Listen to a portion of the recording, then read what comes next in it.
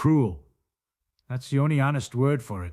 After thousands of years of staring into the dark, of building telescopes and writing equations, and losing sleep over whether we are alone in this incomprehensible universe, we finally found it. A world like ours. Warm, rocky, the right distance from the right kind of star. A planet that could, by every measure we have, hold life. And it is 1,200 light years away, completely, permanently, almost mockingly out of reach.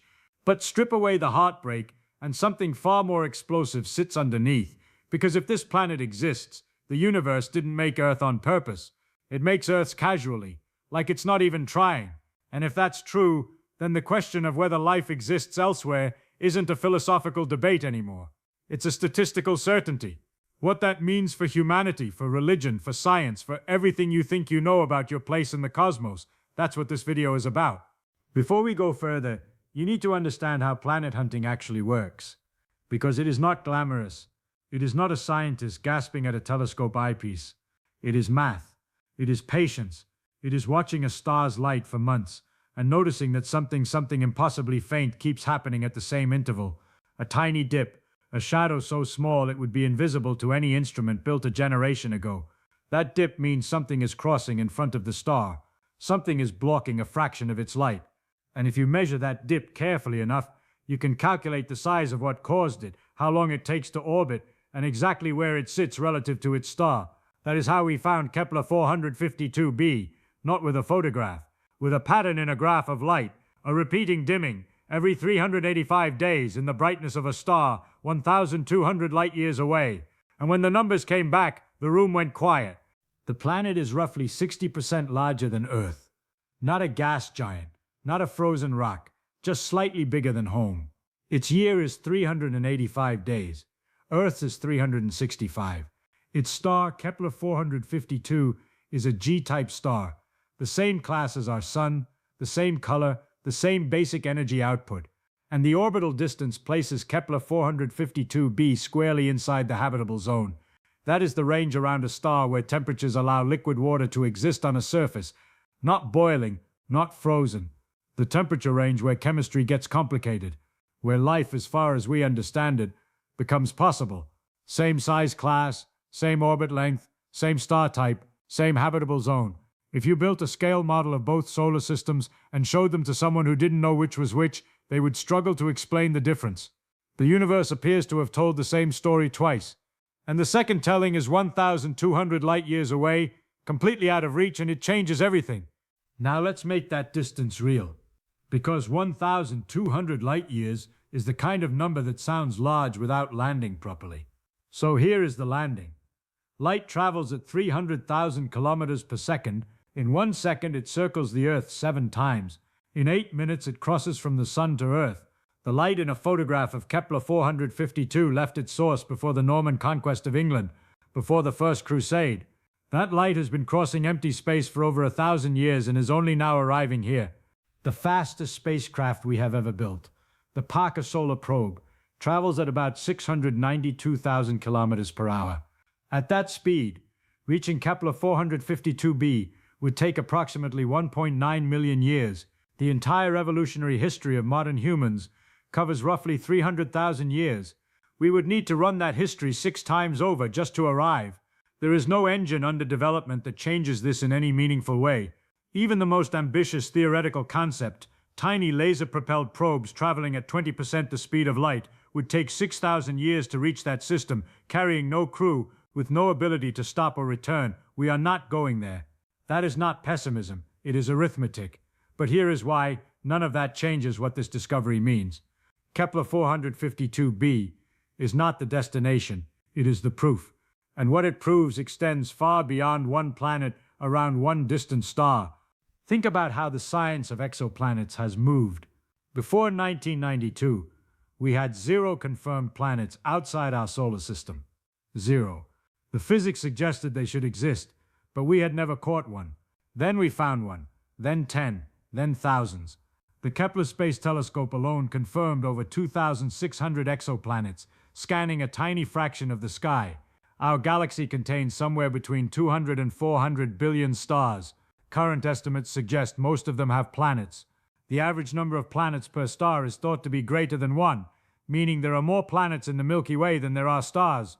Among those, statistical models suggest tens of billions are rocky, Earth-sized worlds sitting in habitable zones. Tens of billions in our galaxy alone, and there are an estimated 2 trillion galaxies in the observable universe. This is where the old assumption collapses. The assumption was never spoken plainly because it felt too arrogant, but it was built into everything. How we searched, what we expected, how we thought about our own significance. The assumption was that Earth is unusual, that life is a 1 in a trillion accident, that our particular combination of factors was so improbable it bordered on impossible and would never be repeated in any recognizable form. Kepler 452b simply exists, quietly, orbiting its star, not caring about our assumptions. The building blocks of life are not exotic. Carbon, hydrogen, oxygen, nitrogen, these are among the most common elements in the universe. Amino acids, the molecular components of proteins, have been found inside meteorites. They form spontaneously in the cold gas clouds between stars. The chemistry that eventually built you is being rehearsed in the void of space constantly, without direction, without purpose, just because the physics allows it. The universe is not hostile to life. It is practically preparing for it. So if the conditions are common and the chemistry is common, then the outcomes have had billions of opportunities to occur. That changes the story, completely, permanently. Now here is where it gets genuinely unsettling. If Earth-like planets are common, and the chemistry of life is common, then life should be common, not just microbes on rocks. Life in general, complex life, possibly intelligent life, possibly civilizations capable of building telescopes and transmitting signals across the galaxy. And yet, after decades of dedicated searching, massive radio telescopes, listening to millions of star systems across every frequency we know how to monitor, the universe has returned nothing, not a signal, not a pattern, not a single repeating transmission that cannot be explained by natural processes. This is the Fermi paradox. Enrico Fermi asked it simply, given how old the universe is, and how many stars it contains, and how readily life appears to arise, where is everybody? If civilizations are common, some of them are ancient, millions of years more advanced than us. Millions of years is enough time to cross a galaxy. So why, when we look out, do we see and hear nothing? There is no comfortable answer. Every option costs something. Maybe life is not as common as the numbers suggest. Maybe the step from chemistry to a living cell is not just unlikely, but almost impossible. Something that has only ever succeeded once, despite billions of attempts across billions of worlds. In that case, the silence makes sense. But it means something stopped everyone else. Some invisible barrier between habitable conditions and actual biology. And we need to ask whether it is truly behind us or only appears to be. Maybe life arises easily, but complexity does not. Maybe microbes coat the rocks of 1,000 worlds in this galaxy right now. But the jump from a single cell to a nervous system to a civilization is so improbable, it has only happened here. A universe full of microscopic life that will never look up. That possibility is less lonely than total emptiness, but barely. Maybe civilizations rise and destroy themselves before they can make contact. Every species that reaches a level of technology sufficient to broadcast across the stars also reaches a level of technology sufficient to destroy itself. And most of them do. The silence is not absence. It is aftermath. A galaxy scattered with the ruins of civilizations that almost made it. If that is true, we are not at the beginning of something. We are on a clock. Maybe they are out there and silent by choice. Or maybe the nature of truly advanced intelligence diverges so far from anything we would recognize that their signals are all around us, and we simply cannot read them. We might be surrounded by conversation that looks to our instruments like background noise. Or maybe the filter is not behind us. Maybe it is ahead. Every civilization in this galaxy is roughly where we are right now. Young, loud, broadcasting into the void and listening for a reply, and none of them have yet hit the thing that ends them. The silence is not the result of past catastrophe. It is the quiet before one.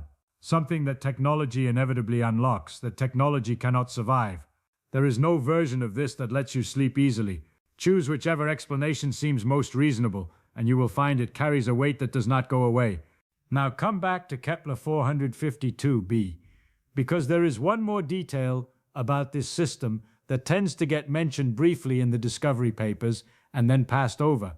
Kepler 452 is approximately 6 billion years old. Our Sun is 4.6 billion years old.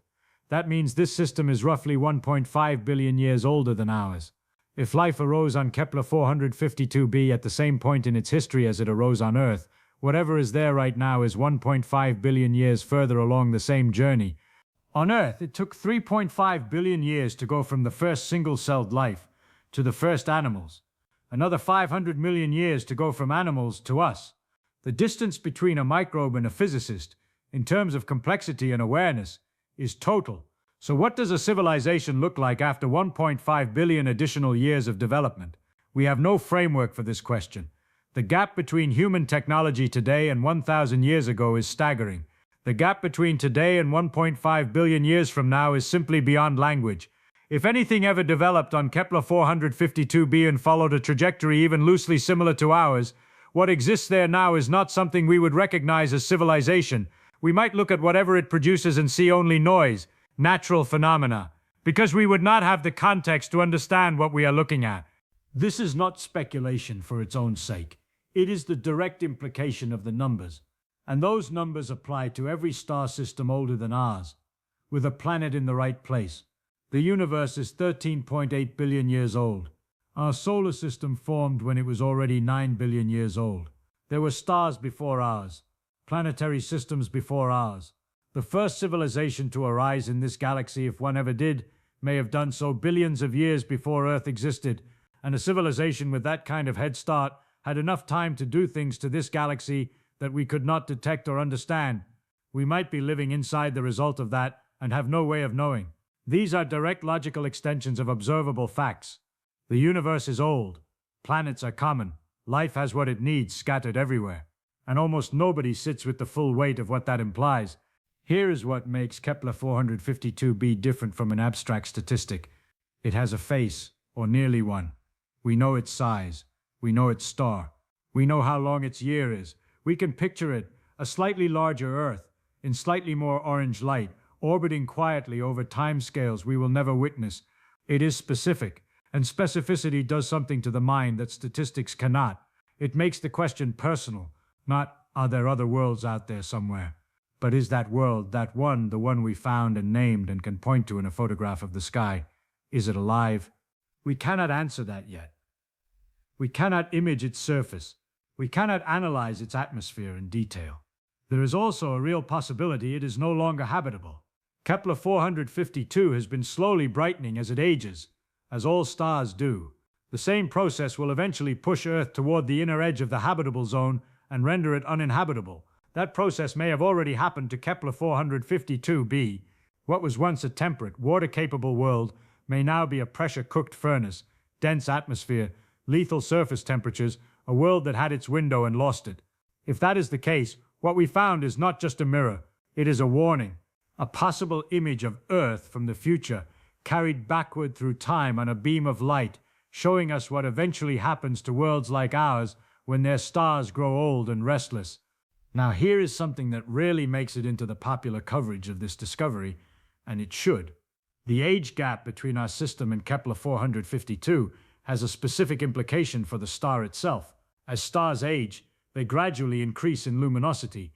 Our Sun today is about 30% brighter than it was when life first appeared on Earth. That slow brightening is one of the reasons scientists believe Earth's long-term habitability has a deadline. Over the next billion years or so, the Sun will become bright enough to begin evaporating our oceans. Not all at once. Gradually, unstoppably, a process called the moist greenhouse effect will take hold. Water vapor will accumulate in the upper atmosphere. The planet will warm. More water will evaporate. And eventually the cycle will run to completion. The ocean's gone. The surface scorched. The story of Earth as a living world, finished.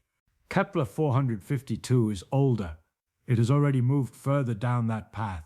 Which means Kepler 452b, if it was ever habitable, may have already crossed that threshold.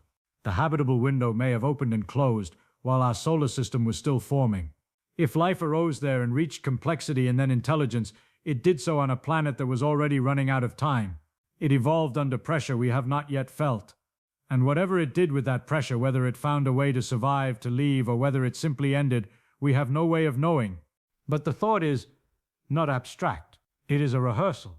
What happened to Kepler 452b, whatever that was, is a preview of a problem Earth will eventually face. Not in our lifetimes, not in the next 1,000 years, but on the time scale that civilizations must eventually think about if they intend to persist. The universe does not offer permanent addresses, it offers windows. And the question of what a species does when its window begins to close is perhaps the most important question any civilization will ever face. We are just early enough that we rarely ask it seriously. Let's shift to what is actually happening right now in the search for life, because the science has not been standing still. The James Webb Space Telescope changed the game in ways that are still unfolding. It can do something that seemed impossible a generation ago. It can read the atmospheres of planets orbiting other stars, not in our solar system, other stars. It does this by observing starlight as it filters through a planet's atmosphere during a transit. Different molecules absorb different wavelengths. By measuring which wavelengths disappear, scientists can identify what gases are present in an atmosphere that is light years away. This is called transmission spectroscopy, and it is one of the most powerful tools in the history of science. Because atmospheres are not neutral, they are shaped by whatever processes are happening on the surface below. On Earth, our atmosphere is deeply strange by chemical standards. Oxygen and methane coexist here. They should not. Oxygen is reactive. It combines with other molecules and vanishes rapidly unless something is constantly replenishing it. On Earth, that something is photosynthesis, billions of organisms exhaling oxygen every second. Methane behaves the same way. It breaks down quickly unless biology keeps producing it. The simultaneous presence of both gases in significant quantities is, to a chemist, a screaming signal that something alive is maintaining the balance. If James Webb detects that combination in the atmosphere of an exoplanet, it will not be proof of life. Science moves carefully, and that is to its credit. But it will be the most compelling evidence in human history that we are not alone. And the telescope is looking. Right now, tonight, as you watch this, it is collecting light from distant stars and parsing what that light tells us about the worlds that orbit them. The answer could come at any time, or it might take decades. Or we might find only silence in every atmosphere we examine, which would be an answer of its own, one we would not want to think too hard about. The search also extends in other directions. Within our own solar system, there are worlds that have rewritten what we thought we knew about where life can survive. Europa, one of Jupiter's moons, has a global ocean of liquid water beneath a shell of ice. That ocean has been in contact with the rocky seafloor for billions of years, heated from below by tidal forces from Jupiter's gravity. On Earth, life thrives around hydrothermal vents on the ocean floor. No sunlight, crushing pressure, temperatures that would be lethal to most surface life, and yet ecosystems of extraordinary complexity have built themselves there entirely on chemical energy. Europa may have had those same conditions for longer than Earth has existed. Enceladus, a moon of Saturn, is actively venting water vapor and organic molecules into space right now through cracks in its surface ice. We have flown through those plumes. We have tasted them. And what we found? Complex organic molecules, hydrogen, signs of hydrothermal activity, reads like a checklist for the minimum requirements of life. We have not found life in those plumes, but we have found everything that life needs. And the fact that the minimum requirements are present on multiple worlds in our own backyard, worlds we once considered frozen and dead, means the radius of possibility is wider than we ever imagined. If life can find a way on Europa and Enceladus, then the billions of icy moons orbiting stars across the galaxy are not dead. They are candidates. Every gas giant in every star system becomes not a barrier to life but a host for it, carrying liquid oceans in the dark beneath ice, sustained by gravity and chemistry rather than sunlight. The universe, it turns out, does not require sunlight to be interesting. It requires liquid water and chemistry, and it provides both in generous quantities across billions of worlds we will never visit. All of this, Kepler 452b, Europa, Enceladus, the James Webb detections, the Fermi paradox, points toward the same conclusion from different directions. The question of life in the universe is no longer a philosophical curiosity. It is an empirical investigation with tools sharp enough to begin producing real answers. We are, for the first time in history, within technological reach of knowing, not guessing, not theorizing, knowing, with evidence, whether life exists beyond Earth. That moment, the moment the answer arrives, is closer than it has ever been. And what the answer is will determine everything about how we understand what we are. Here is the point that matters most, and it is the one the whole video has been building toward. None of this, not the distance, not the uncertainty, not the silence of the Fermi paradox, not even the possibility that Kepler 452b is now a dead world, none of it diminishes what the discovery means. It amplifies it, because the question was never really about that one planet. The question is about the pattern, and the pattern is now undeniable. Earth-like conditions are not rare. They are a template the universe uses repeatedly. The chemistry of life is not exotic. It assembles itself spontaneously in the cold between stars. The window of habitability exists around billions of stars in this galaxy alone. Whatever arose here on this pale blue rock in this particular corner of an unremarkable spiral galaxy arose in a universe that was not working against it. A universe that provided the materials and the conditions and the time without being asked. That either happened elsewhere, in which case we are part of something so vast and populated we cannot yet comprehend it, or it did not happen elsewhere, in which case the silence of the cosmos is the most important and terrifying fact in the history of science. There is no middle ground. Either the universe is full of life we have not yet found, or something is preventing it from existing or persisting, and that something may apply to us too. Both possibilities demand our full attention. Both change what it means to be here. For most of human history, the story we told about ourselves placed us at the center. The Earth was the stage, the stars were decoration. Then we found out we orbit the sun, and the sun is one of hundreds of billions of stars, and every demotion felt like an insult until we built a new sense of meaning around the one thing no one could take, our apparent uniqueness. We may be small, we said, but we are singular. The accident so unlikely it amounts to a miracle. Kepler 452b says the accident happens all the time. And you right now watching this, you are made of atoms forged in the cores of dying stars. The carbon in your body was built in stellar furnaces billions of years before the Earth existed. You are, in the most literal possible sense, the universe looking at itself, wondering about itself, troubled by itself. That capacity to look outward and ask why, to build instruments sensitive enough to detect the shadow of a distant world, to sit with the discomfort of not knowing, that capacity is either very common across the cosmos, or it is almost impossibly rare. The answer to which one it is will shape everything about how we understand what life is, what intelligence is, and what responsibility, if any, comes with being the only form of awareness we have ever confirmed. We found a world, 1,200 light-years away, warm and rocky, sitting in the light of a sun much like ours. We found it with patience and mathematics and a telescope the size of a car. We will never reach it. We will never stand on it. We will never know with certainty what its surface holds or held. But right now, as you watch this, the light from our own civilization, our first radio broadcasts, our radar signals, our earliest transmissions into the dark, is traveling outward through space. It left Earth decades ago, and it has not stopped. It is out there right now, moving at the speed of light, carrying the faint signature of something that woke up, looked around, and decided it needed to know. It will not reach Kepler 452b for another 1,000 years, but somewhere between here and there, in the dark, it is already on its way.